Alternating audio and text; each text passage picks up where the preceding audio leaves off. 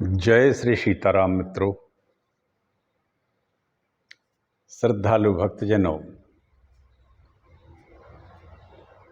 श्रद्धालु सनातन भक्त प्रेमियों,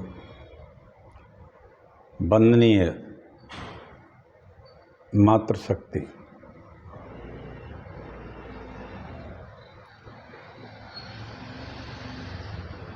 वंदनीय भक्तजन, वंदनीय गुरुजन, वंदनीय भारत माता। आइए और युवा शक्ति, युवा वीरों, मैं वराह पुराण की कथा सुना रहा हूँ। वराह पुराण लगभग अपूर्णता की ओर बढ़ रहा है, कथा चल रही है।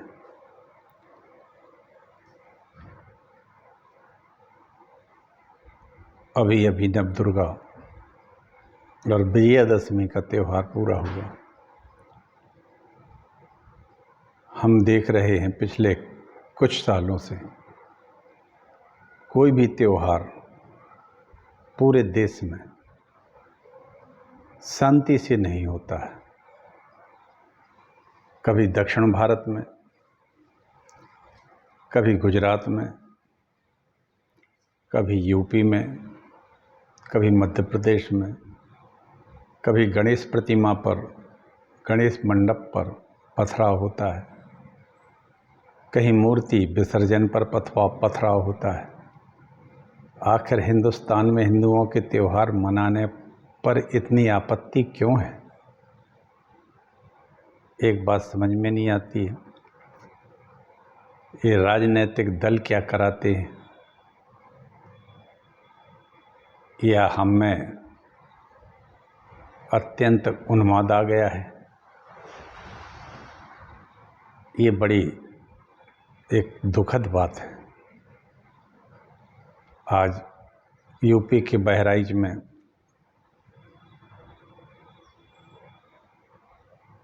प्रतिमा विसर्जन के दौरान कोई राम गोपाल मिश्र नाम के एक 22 वर्ष के लड़के की हत्या कर दी गई है। कर्फ्यू लगा है, वहाँ बड़ा उत्पात हो रहा है। 9 दिन नवरात्र में विजयादशमी हो गई और प्रतिमा विसर्जन पर यह घटना घट गई।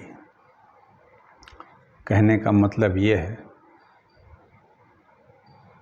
एक भी त्यौहार बगैर पुलिस के संरक्षण के और बगैर अशांति के पूर्ण अब क्यों नहीं हो रहा है? ये धर्मनिरपेक्ष देश, यहाँ कानून व्यवस्था तो सबके लिए एक जैसी होनी चाहिए और है, लेकिन ये धर्मनिरपेक्षता केवल हिंदुओं के लिए ज़्यादा है।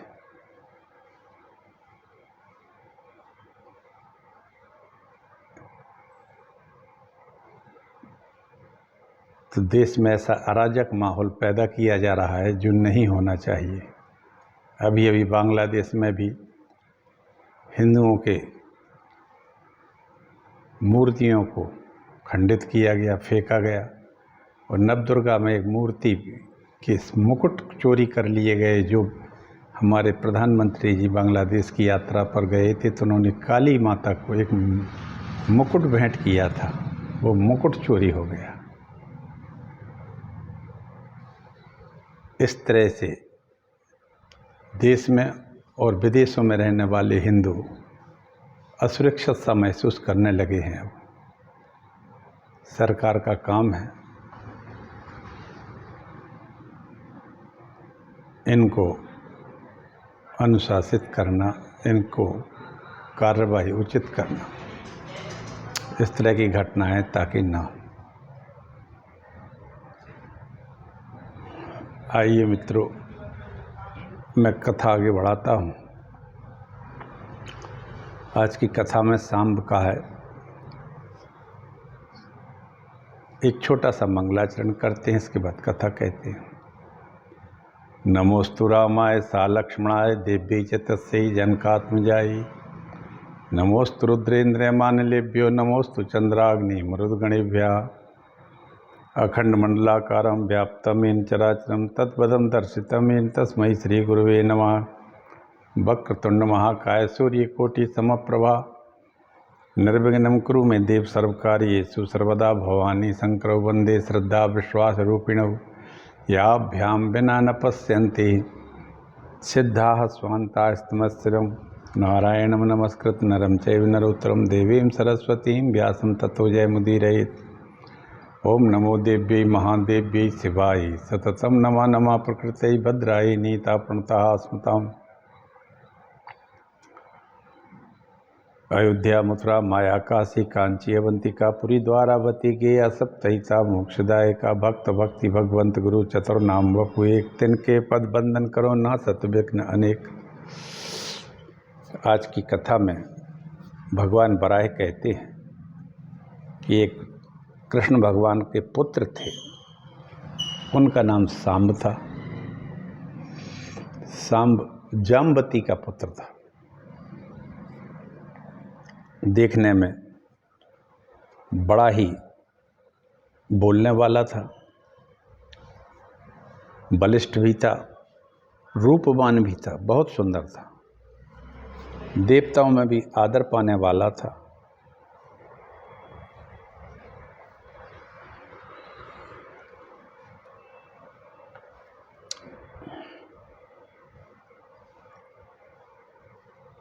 वो इतना आकर्षक था कि महिलाएं उसको देखते ही उनमें क्षोभ होने लगता था, आकर्षित होने लगती थी।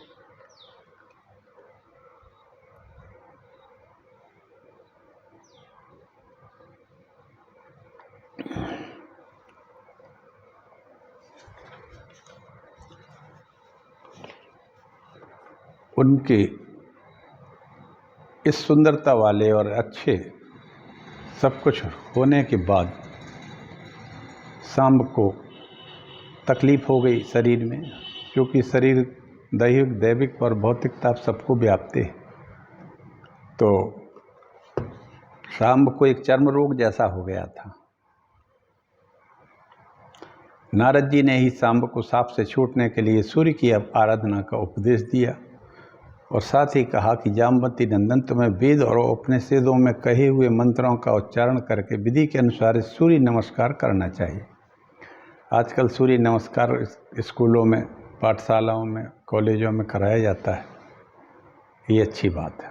सूर्य नमस्कार एक कसरत जैसी है और सूर्य नमस्कार, सूर्य की आराधना का मतलब है विटामिन डी की पर्याप्त मात्रा शरीर में एब्जॉर्ब हो जाती है और यह चर्म रोग पर बहुत असरदायी है, असर करता है। आज भी विटामिन डी सूर्य को दिखाकर लिया जाता है शरीर को। इस तरह से सांब उदयाचल पर जाकर सूर्य की आराधना करने लगे। प्रातः, मध्याह्न और सायं इन तीनों पवित्र समयों में सूर्य मंत्र का जप करते। उच्च स्वर से उनके स्तोत्र पाठ से सारे पाप धुलकर कुष्ठ आदि रोगों से मुक्ति मिल गई।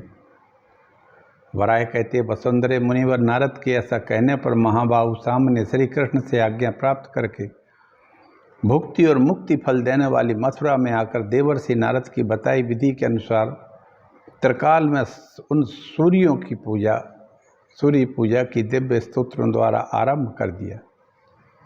सूर्य भगवान प्रसन्न होते हैं सांब के इस तरह से इन स्तोत्रों द्वारा उपासना करने पर। उन्होंने कहा, सांब तुम्हारा कल्याण हो, कोई वर मांग लो। तो मुनिवर नारद ने तुम्हें जो स्तोत्र बताया है और जिसे तुमने मेरे सामने व्यक्त किया है, उस तुम्हारी सांब पंचासी का स्तुति में वैदिक अक्षरों और पदों से संबंध 50 श्लोक हैं। वीर नारद जी द्वारा निर्दिष्ट इन श्लोकों द्वारा तुमने जो मेरी स्तुति की है, वह इससे मैं तुम पर बहुत संतुष्ट हो गया हूँ। वसुदेव कर भगवान सूर्य ने सांब के संपूर्ण शरीर का स्पर्श किया उनके छूते ही सांब के सारे अंग सहसा रोग मुक्त होकर चमक उठे। फिर तो वे ऐसे विद्योतित होने लगे मानो दूसरा सूर्य हो। उसी समय याग बल्क मुनि माध्यन यज्ञ करना चाहते थे। भगवान सूर्य सांब को लेकर उनके यज्ञ में पधारे। वहाँ सांब को माध्यन दिन संहिता का अध्ययन कराया। तब से सांब का एक नाम माध्यन दिन भी पड़ गया। वैकुंठ क्षेत्र के पश्चिम भाग में यज्ञ संपन्न हुआ था और सांब के प्रश्न पर सूर्य ने जो प्रवचन किया वही प्रसंग भविष्य पुराण के नाम से प्रख्यात पुराण बन गया। जो सांब को सूर्य भगवान ने जो प्रवचन दिया उसका नाम है भविष्य पुराण बन गया। यहाँ सामने कृष्ण गंगा के दक्षिण तट पर मध्याह्न के सूर्य की प्रतिमा की प्रतिष्ठा की। जो मनुष्य प्रातः मध्याह्न और अस्त समय सूर्य देव का दर्शन करता है वह परम पवित्र होकर ब्रह्मलोक को प्राप्त होता है। मथुरा का वह क्षेत्र जहाँ सांब ने तपस्या की थी उसको सांबपुर के नाम से जाना जाता है। माघ मास की सप्तमी के दिन जो संपूर्ण राग द्वेष द्वंद्वों से मुक्त मानव उस दिव्य स्थान में यात्रा की व्यवस्था करते हैं। वे सूर्यमंडल का भेदन कर परम पद प्राप्त कर लेते हैं। भगवान बराह कहते हैं, अब मैं तुम्हें शत्रुघ्न का चरित्र सुनाता हूँ। प्राचीन समय की बात है। त्रेता युग में मथुरा में लवण नामक एक राक्षस रहता था। ब्राह्मणों की रक्षा के लिए महात्मा शत्रुघ्न ने उसका वध कर दिया था, लवणासुर का। यह लवणासुर रावण का भांजा था। ये मधु दैत्य का पुत्र था। मधुपुरी का नाम ही मथुरा है। रावण की एक मौसेरी बहन थी, उसको मधु लंका से ले गया था और उसी का ये पुत्र था लवणासुर। लवण का मतलब है नमक, इसलिए मथुरा का जो पानी है उसमें इतना अधिक नमक है, खारापन लगता है।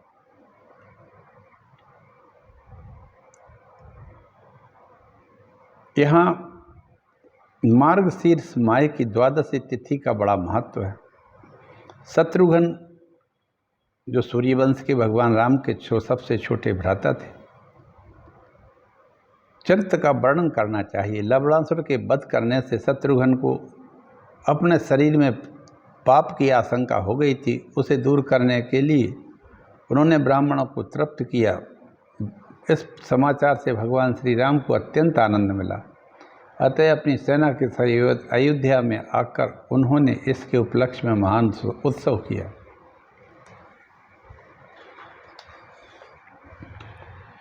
इसको विश्रांति तेजस्वी कहा जाता है।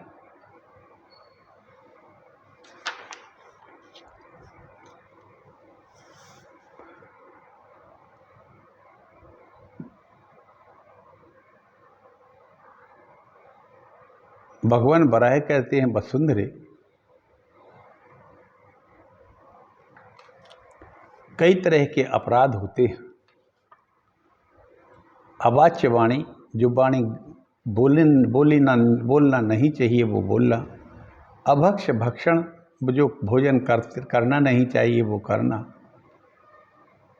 दूसरे के मलिन वस्त्र, नीले रंग वाला वस्त्र, गुरु से असत्य भाषण, पतित व्यक्ति का अन्न, भोजन न देने का भय उत्पन्न करना, ये सब सेवा अपराध हैं। उत्तम अन्न स्वयं खा लेना और बतख आदि का मांस खाना और देव मंदिरों में जूता पहनकर जाना भी अपराध। देवताओं की आराधना में जिस फूल को शास्त्र में निषिद्ध माना गया है उसे काम में लेना, निर्माल्य को मूर्ति पर से हटाए बिना ही अस्त व्यस्त होकर अंधेरे में भगवान की पूजा करना भी अपराध है। इन्हें नहीं करना चाहिए।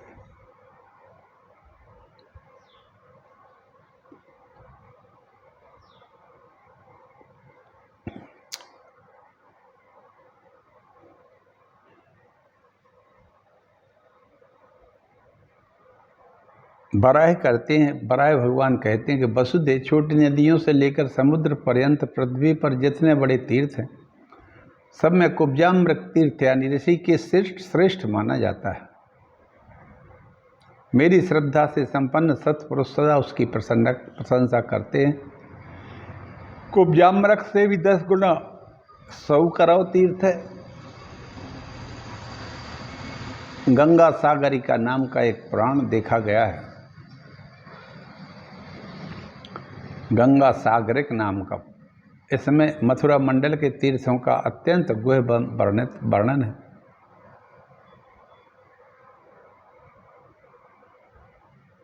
कुब्जाम्रक यानी ऋषिकेश और सौकर क्षेत्र की महिमा सांख्ययोग कर्मयोग के अनुष्ठान के बिना भी इन तीर्थों की कृपा से मानव जीवन मुक्त हो जाता है, इसमें संशय नहीं।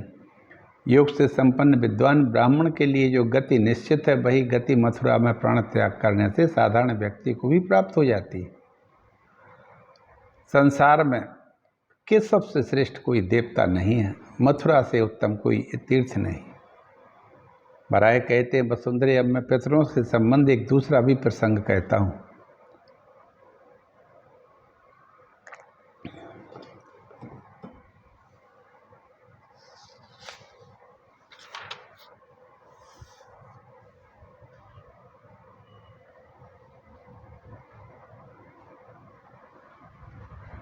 इसमें पितरों के श्राद्ध का वर्णन है। पितरों के लिए श्राद्ध करना उसका उत्तम फल निश्चित है, किंतु न करने से विपरीत फल भी सामने आता है और पितर नरक के भागी होते हैं।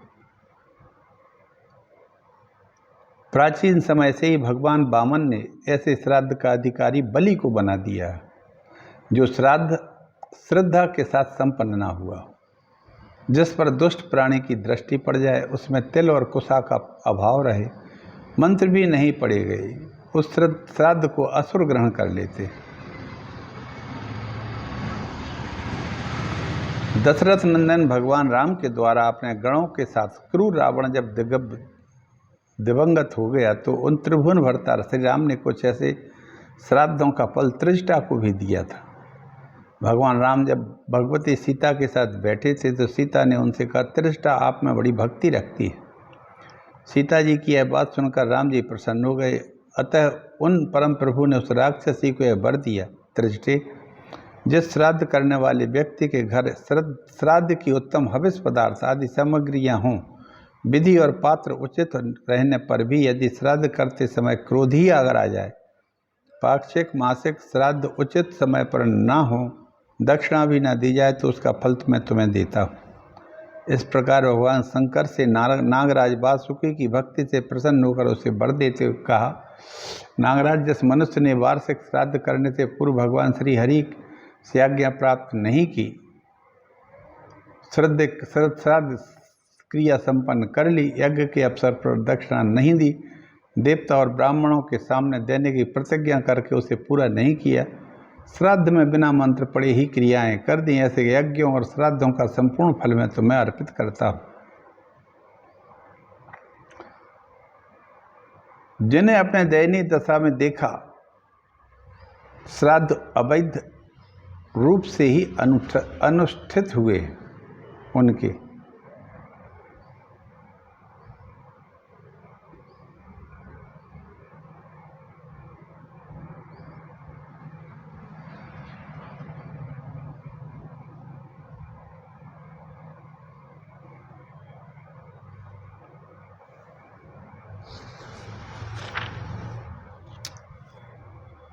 इस तरह से भगवान बराह कहते हैं कि मथुरा मंडल के अंतर्गत तीर्थों का महात्म मैंने तुम्हें सुना दिया है। यह तीर्थ ऐसा शक्ति संपन्न है, जिसका स्मरण करने से भी मनुष्य के पूर्व जन्म के पाप नष्ट हो जाते हैं। जो पुरुष ब्राह्मणों की सन्निधि में बैठकर इस प्रसंग को पढ़ता है, उसने मानो गया क्षेत्र में जाकर पितरों को तृप्त कर दिया। वहाँ भागे जिसके व्रत में आस्था ना हो, इस प्रसंग को सुनने में उदासीन हो, भगवान श्री हरि का अर्चा से विमुख हो, उसके सामने इसका वर्णन नहीं करना चाहिए।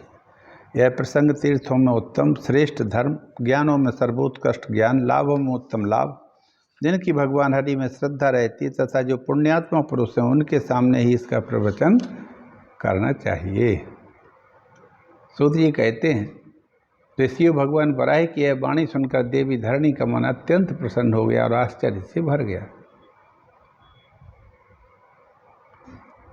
और इसी के साथ में अब अपनी वाणी को विराम देता हूँ। आगे की प्रतिमाओं के बारे में कहेंगे। काष्ठ की प्रतिमा, पूजा की विधि, इसी के साथ अब वराह पुराण लगभग पूर्णता की ओर है। एक बात इस पुराण में आज की कथा में नई मिली है। सांब के और सूर्य के बीच का संवाद भविष्य पुराण है, जो हम आगे आपको सुनाएंगे। कोशिश करेंगे कि भविष्य पुराण इसके बाद ही सुनाएं, कोई बहुत विशाल नहीं है, सुनाया जा सकता है। मित्रों, आप लोग अपनी अपनी निष्ठा भगवान के चरणों में रखें और इस पुराण को सुनने से यदि आप लोगों को लाभ होता हो तो ज़रूर सुनें, लोगों को सुनवाएं, इसको अपने साथ जोड़ें और सब्सक्राइब भी करें और संगठित भी रहें, क्योंकि अभी और भी बड़े बड़े, अभी तो शुरू तो खैर बहुत दिन से हो गया है, 1857 से पहले से ही शुरू हो गया है। अगर हमारे राजे रजवाड़े और सब क्रांतिकारी महारानी झांसी का साथ देते तो हम 100 वर्ष पहले आज़ाद हो गए होते। लेकिन चूँकि हमारे यहाँ गद्दारों की कमी पहले से नहीं रही और ये विधर्मियों का साथ देते हैं, तो वो 100 वर्ष बाद 1947 में आज़ाद तो हो गए, लेकिन आज़ादी खंडित अवस्था में मिली और वो नासूर आज भी बन के चल रहा है। सबकी भगवान यदि बुद्धि सही करते तो शायद भारत संसार का सर्वश्रेष्ठ देश होता, अमेरिका जैसा। दुर्भाग्य देख रहा कि इस महाद्वीप के रहने वाले आपस में लड़ते रहते हैं और ख़ास तौर पर धर्म के नाम पर ये विशेष और सनातन धर्म का नाश करने पर तुले हैं सभी। जब एक हिंदुस्तान में हिंदू अपना त्यौहार मनाने में लड़ाई, पथराव, बंदूक ये सब लोग चलाते हैं इसमें, तब तो हद हो गया है। भगवान सबको सद्बुद्धि दे, आप सब लोग स्वस्थ रहें, आप लोग सभी लोगों पर भगवान कृपा करें। इसी के साथ मैं वाणी को विराम देता हूँ। जय श्री राम। हर हर महादेव।